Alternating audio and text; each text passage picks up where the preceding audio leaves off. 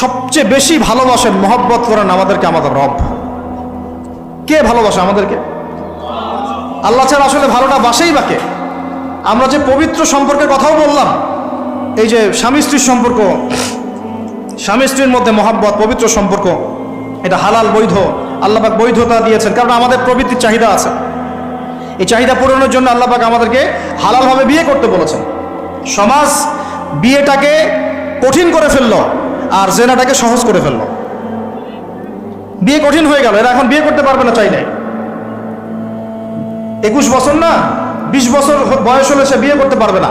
20 বছর একটা ছেলে আগামীকাল এই তথাকথিত ভালোবাসা দিবস পালন করতে পারবে, জেনা করতে পারবে। কেউ বলার কিছু নাই, কেউ বলার নাই, কেউ দেখার নাই, চলছে মানে এভাবেই চলছে। সমুদ্রের পানিতে ভেসে গেছি আমরা। একটা মেয়ের বয়স 17 বছর, সে কালকে জেনা করবে। অগণিত মেয়ে কালকে 17 বছরের মেয়ে জেনা করতে পারে, আল্লাহ হেফাজত করুন। কিন্তু এ এখন বিয়ে করতে পারবে না। বিয়ে করতে গেলে সমস্যা। তাহলে চিন্তা করেন, পয়সার এক পিঠ যদি আপনি দেখান, অপর পিঠ দেখতে হবে। এক পিঠে যদি এই সমস্যা হয়, অপর পিঠে কি পড়তে সেটা দেখতে হবে, আমাকে বুঝতে হবে। বিয়ে কঠিন হয়ে গেল, জেনা সহজ হয়ে গেল। আবার বাসায় ধরেন একটা পুরুষের সামর্থ্য আছে, চাহিদাও বেশি, সামর্থ্য আছে অনেক, চাহিদাও বেশি। সমাজে বিধবা মেয়ে পড়ে আছে, তালাকপ্রাপ্ত মেয়ে পড়ে আছে, এতিম মেয়ে পড়ে আছে, বিয়ে করার মানুষ নাই।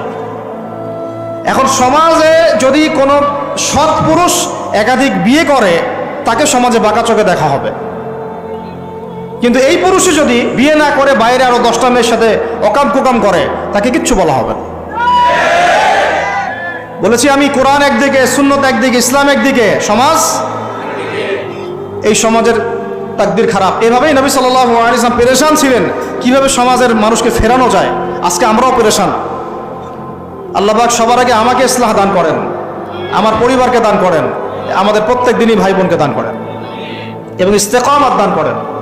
আল্লাহুম্মা সাব্বিতনা ওয়াজআলনা হাদিয়ান ওয়া মাহদিয়া, আমিন ইয়া রাব্বাল আলামিন। তো এখন কথা হচ্ছে, এগুলো চলছে আমাদের চোখের সামনেই। কিন্তু দেখেন প্রিয় ভাইয়েরা, আল্লাহ পাক শাস্তি বলেছেন 100 বেত্রাঘাত। কেউ যদি আবার বিবাহিত হয়ে এই কাজ করে, জেনা করে, তাহলে তার শাস্তি কি বলেছেন? বলা হয়েছে কোমর পর্যন্ত মাটিতে পুঁতে ফেলে তাকে পাথর নিক্ষেপ করে হত্যা করতে হবে। এটা কোরআন এবং হাদিসের শাস্তি। আর আমরা কি করছি দেখেন। আমি 2টা হাদিস বলি আপনাদেরকে, শোনেন, ইয়াংরা শোনেন। এই 2টা হাদিস আজকে ভুলবেন না। আলোচনা অনেক লম্বা হচ্ছে তো অনেক কিছু ভুলে যেতে পারে, এই 2টা হাদিস ভুলেন না। একটা হচ্ছে 3 জন ব্যক্তি একবার একটা গুহায় আটকা পড়ছে। 3 জন বন্ধু বা ভাই তার একটা গুহার মধ্যে আটকা পড়ে গেছে। ঝড় হচ্ছে, গুহার মুখটা বন্ধ হয়ে গেছে পাথর দিয়ে, বের হওয়ার কোনো জায়গা নাই। এখানে নিশ্চিত মৃত্যু, কোনো সুযোগই নাই বাঁচার। তারা অনেক চেষ্টা করে বের হতে পারলো না। শেষমেশ তারা বলছে যে আমাদের যদি কোনো নেক আমল থাকে, সে নেক আমলের ওসিলা করে আল্লাহর কাছে দোয়া করি, আল্লাহ চাইলে আজকে আমাদেরকে বাঁচাতে পারে। একজন বলছে, আল্লাহ, আমার মা ছিল, পিতামাতা ছিল, তো মাকে আমি দুধ পান না করি আমার সন্তানদেরকে কখনো খাওয়াতাম না। একদিন গিয়ে দেখি যে মা ঘুমিয়ে গেছে, আমার বাচ্চারা কান্নাকাটি করছে, তবু আমি আমার বাচ্চাকে কান্না অবস্থায় রেখেছি, মাকে খাওয়াই নাই, ওদেরকে খাওয়াই নাই। আগে মাকে খাওয়াইছে, তারপর ওদেরকে খাওয়াইছে। আজকে ঘরে ঘরে মাদের সাথে কি আচরণ দেখেন, কি একটা অবস্থা দেখেন সমাজে, কি প্রজন্ম তৈরি করেছেন। মারা এখন বৃদ্ধাশ্রমে চলে যাচ্ছে, শিক্ষিত মা, তাই না? মায়ের পায়ের নিচে আপনার জান্নাত। আর এটাও একটা ব্যাপার যে মায়েরা আবার হাজরা আলাইহিস সালামের মতো হবেন না, যে মায়েরা সারা আলাইহিস সালামের মতো হবেন না, আয়েশা খাদিজা রাদিয়াল্লাহু আনহুমা তাদের মতো হবেন না, তো আপনাদের গর্ভ থেকে তো এর চেয়ে ভালো সন্তান আশা করা যায় না। সমস্যা সব দিকেই আছে, আছে না? তো এই দোয়া করার সাথে সাথে একটু সরে গেল, আল্লাহর পক্ষ থেকে এই পাথরটা একটু সরে গেল, সুবহানাল্লাহ। কিন্তু বের হওয়ার জন্য এনাফ না। এরপরে আরেকজন দোয়া করছে যে আল্লাহ, আমার একজন কর্মচারী ছিল, টাকা পাইতো আমার কাছে কিছু, তো সে একদিন বেতন না নিয়ে চলে গেছে। টাকাটা দিয়ে আমি কিছু পশু কিনেছি, মানে গবাদি পশু। এই গবাদি পশু 2টা থেকে 4টা, 4টা থেকে 8টা হতে হতে অনেকগুলো হয়েছে। একদিন অনেক দিন পর সে আসছে, এসে বলছে আমার টাকা দাও। সে বলছে যে এই সবগুলো পশু তোমার, নিয়ে যাও। তুমি কি ইয়ারকি ফাজলামি করতেছো আমার সাথে? আমার টাকা আমাকে দাও। না, ইয়ারকি ফাজলামি করতেছি না। এটা তোমার টাকা দিয়ে কেনা ছিল, সবগুলো বংশবৃদ্ধি হতে হতে আজকে এই অবস্থা আছে। তো আল্লাহ তোমার সন্তুষ্টির জন্য যদি এই কাজ করে থাকি, আল্লাহ আজকে আমাকে এই বিপদ থেকে বাঁচাও। পাহাড়ের মুখ থেকে পাথরটা একটু সরে গেল, বের হওয়ার জন্য যথেষ্ট না। তৃতীয় ব্যক্তি, আমি এইটাই বলতে যাচ্ছিলাম, ইয়াংরা শোনেন ভালো করে। তৃতীয় ব্যক্তি সেজদায় পড়ে আল্লাহকে বলছে, হাত তুলে আল্লাহকে বলছে, আল্লাহ আমার একজন খুব সুন্দরী চাচাতো বোন ছিল, কাজিন, আমি তাকে পাইতে চাইতাম। বুঝেন না, পাইতে চাইতাম মানে কি? তাকে পেতে চাইতাম, অফার করতাম, সে রাজি হয় না হয় না হয় না। একদিন সে বলল যে 100 স্বর্ণমুদ্রা দিতে পারলে আমি রাজি, 100 স্বর্ণমুদ্রা দিতে পারলে আমি রাজি। এখন তো এদেরকে স্বর্ণমুদ্রাও দেওয়া লাগে না, এমনিই রাজি নাকি? জেনা করার জন্য কি এমনিই রাজি, খালি একটু। আসলে সত্যি কথা বলতে কি, একটা মেয়ে যদি চায় যে আমি আমার ইজ্জত ধরে রাখবো, কোনো ছেলের ক্ষমতা নাই সেই ইজ্জত নষ্ট করে। এটাই সত্য কথা। আমার স্ত্রী এই কথাটা খুব জোরালোভাবে আমাকে বলে, আমি যখন রাস্তায় হাঁটবো, আমি যদি চাই তাহলে কোনো ছেলে আমার কাছে ঘেঁষতে পারবে না, আমি সুযোগ দিলে তখন ঘেঁষতে পারবে। একটা মেয়ে যদি চায় যে একটা ছেলে আমার সাথে ইটিস পিটিস করুক, সে ছেলে করবেই করবে। একটা মেয়ে যদি চায় যে একটা ছেলে আমার পর্যন্ত আসতে পারবে না, আমি আমার ব্যক্তিত্ব গায়রত বজায় রাখবো, আমি ডিস্টেন্স মেনটেন করবো, আমি কোনো সুযোগ দিব না, ছেলে সুযোগ পাবে না কখনো। এত সহজ না। সর্বোচ্চ তখন কি করতে পারে, ধরে 10 জন মিলে ধরে ওকে জোর করে তার সাথে কিছু করতে পারে। ওরকম কিছু করলে তো আল্লাহর গজব নেমে আসবে। ওই যে সারা আলাইহিস সালামকে তুলে নিয়ে গিয়েছিলেন একটা বাদশা, মনে নেই আপনাদের? সারা আলাইহিস সালামকে একটা বাদশা এরকম উঠায় নিয়ে আসছে। আর সারা আলাইহিস সালাম সবচেয়ে সুন্দরী মেয়েদের একজন ছিলেন পৃথিবীর ইতিহাসে, ইব্রাহিম আলাইহিস সালামের স্ত্রী। তখন তিনি হাত বাড়াচ্ছে তার দিকে ধরার জন্যে, আর সারা আলাইহিস সালাম তখন বলছে, দাঁড়ান, আমাকে 2 রাকাত নামাজ পড়তে দেন। 2 রাকাত নামাজ পড়ে তিনি আল্লাহর কাছে হাত তুলে বলেন, আল্লাহ তুমি জানো আমি আমার সতীত্ব, আমার ইজ্জত, আমার সম্মান আমার স্বামী ছাড়া আর কারোর সামনে কখনো প্রদর্শন করি নাই। আজকে এই জালেমের হাত থেকে আল্লাহ তুমি আমাকে বাঁচাও। ওইদিকে ইব্রাহিম আলাইহিস সালাম নামাজে দাঁড়িয়ে গেছে।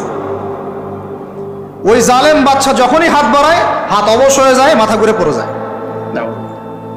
3বার 4বার চেষ্টা করেছে, তারপর পারে নাই। শেষে বলেছে, তোমরা আমার কাছে কাকে নিয়ে আসছো, নিয়ে যাও এটা আমার সামনে থেকে। পরে উল্টা হাজারা আলাইহিস সালামকে হাদিয়া সহ দিয়ে পাঠিয়ে দিয়েছে। একটা মেয়ে চাইলে তার ইজ্জত সম্মান এভাবে রক্ষা করতে পারে। তোমরা জেনায় ছেলেরা লিপ্ত করেছে কারণ তোমরা চেয়েছো বলেই করতে পারছো। তুমি ফিতনা না ছড়াতা, তুমি বেহায়ের মতো বাইরে বের না হতা, তুমি তোমার চুল খোলা না রাখতা, তুমি তোমার পোশাক ঠিক রাখতা, তোমার কথা ঠিক রাখতা, তোমার কথার মধ্যে শক্তি রাখতা, মিষ্টি মিষ্টি প্রলোভন দিতা না, বাইকের পিছনে বসতা না, চটপটি ফুচকা খাইতা না, এখানে ওখানে আড্ডা মারতা না, কোনো ছেলে তোমার কাছে আসতে পারতো না। তোমরা এই কাজ করেছো, ছেলে আসতে পেরেছে। আপনারা তো কিছু হইলে ছেলেদেরকেই দোষ দেন। ছেলেরা তো এমনি আকর্ষিত হবেই। আমি একজন ছেলে হিসেবে বলতেছি এটা না তো বিষয়টা। একটা ছেলের ফিতরত এটা যে তার কাছে সবচেয়ে সুন্দর মনে হবে একটা মেয়েকে। এটা একটা ছেলের ফিতরত, স্বভাব ধর্ম, এটা চুম্বকের মতো আকর্ষণ করবে। আর এর উপর যখন আপনি এটাকে ফ্রি অ্যাক্সেস করে দিবেন, লাইসেন্স করে দিবেন, বেপর্দায় বের হবে, গায়ের জামা কাপড়ের ঠিক নাই, হ্যাঁ, তারপর কথাবার্তা মিষ্টি মিষ্টি প্রলোভিত টানতেছে, সিডিউস করতেছে, তখন তো একটা ছেলে মিসগাইডেড হইতেই পারে, স্বাভাবিক। ছেলেরও দোষ আছে, কিন্তু অবশ্যই এখানে মেয়েরও দোষ আছে। আমরা তো অনেক সময় ঢাকা শহরে দেখি রাত 10টা 12টা বাজতেছে, আমরা মাহফিল করে যাচ্ছি, কোনোদিন বাসায় ফিরতে 1টা 2টা 3টাও বাজে, রাত 3টার সময় ছেলে মেয়ে বাইকে করে ঘুরতেছে ঢাকা শহর। ওই মেয়েটার কি বাসায় বাবা নাই, ভাই নাই, কোনো স্বামী বা কেউ নাই, মাহরাম কেউ নাই? তো আমরা সুযোগ দিচ্ছি বলেই তো আমাদের ঘর পর্যন্ত ঢুকতে পারছে। সবার আগে মেয়েদেরকে শক্ত হইতে হবে। আর মেয়ের বাবা যারা, আমি তো নিজেও মেয়ের বাবা, আমরা বাচ্চাদের সাথে সময় কাটাই আর ভাবি যা কি যে হবে ভবিষ্যতে আল্লাহ ভালো জানেন। কিভাবে মেয়েকে মানুষ করব, কিভাবে সতীত্ব রক্ষা করবে আমাদের মেয়েরা। যতদিন পর্যন্ত এদের হাতে মোবাইল ফোন ছিল না, ইজ্জত ঠিক ছিল। মোবাইল ফোনটা যখনই ঢুকেছে, ইজ্জত নষ্ট হয়ে গেছে বহু মেয়ের। আমি এরকম জানি, বলতে চাচ্ছি না। যাই হোক, ওই জায়গায় আসেন, ওই ছেলেটা তখন 100 স্বর্ণমুদ্রা অর্জন করেছে, কষ্ট করে আর্ন করেছে। যে আপনাদেরকে বলে যে নিজের পায়ে দাঁড়াও, তারপরে তোমার সাথে রাজি।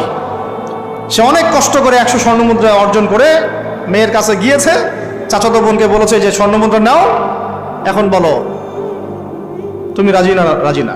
সে মেয়ে বলছে হ্যাঁ ঠিক আছে। তো এখন দুজনের মধ্যে যা হওয়ার তাই হচ্ছে, অ্যাডাল্ট আপনারা সবাই বুঝেন। কিন্তু এখন মূল যে কাজটা, স্বামী স্ত্রীর যে মূল মিলন, এই মিলনটা করার জন্যে সেই ছেলেটা বসছে। হাদিসের মধ্যে আসছে এভাবে, দুই পায়ের মাঝখানে বসে পড়ছে ছেলেটা, মানে এখনই জাস্ট শুরু করবে। তখন ওই মেয়েটা বলে উঠছে যে হে আল্লাহর বান্দা, আল্লাহকে ভয় করো, আমি আমার সতীত্ব কখনো নষ্ট করি নাই, তুমি আল্লাহকে ভয় করো। এই কথাটা যখনই বলছে তখন ওই ছেলের মনের মধ্যে এমনভাবে একটা রিয়াকশন জন্ম নিয়েছে, আল্লাহর পক্ষ থেকে এমন একটা নূর আর হেদায়েত চলে আসছে, ওই অবস্থা থেকে ছেলেটা উঠে চলে গেছে।